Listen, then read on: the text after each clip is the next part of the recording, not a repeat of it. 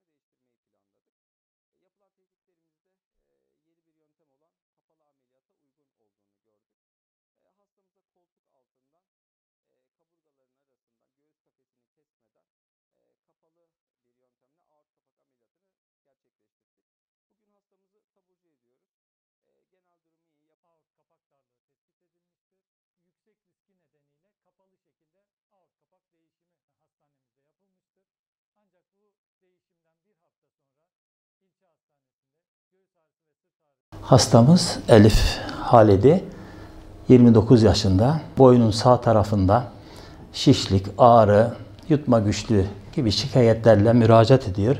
Yapılan tetkiklerde hastanın halk arasında şah damarı dediğimiz, bizim tabirimizde de karotis dediğimiz damarında tümör olduğu, bu tümörün de ameliyat edilmesi gerektiğini söylüyorlar. Hastamız Bitlis'ten bize müracaatla geldi.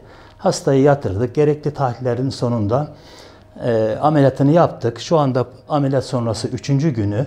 Şükür hastamızda hiçbir sıkıntı gelişmedi, hiçbir komplikasyon gelişmedi. Hastamızı tedavi ettik.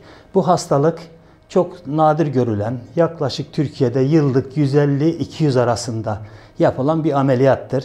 Ameliyatta dediğimiz gibi şırah damarını dışarıdan saran, kanaması çok şiddetli kanamalara sebep olan, normalde kanser olmaz ama bazen de kanser olma riski olan bir tümördür. Tümörü gayet iyi şekilde ameliyatla çıkarttık. Şu anda hastamız sıhhatine kavuştu.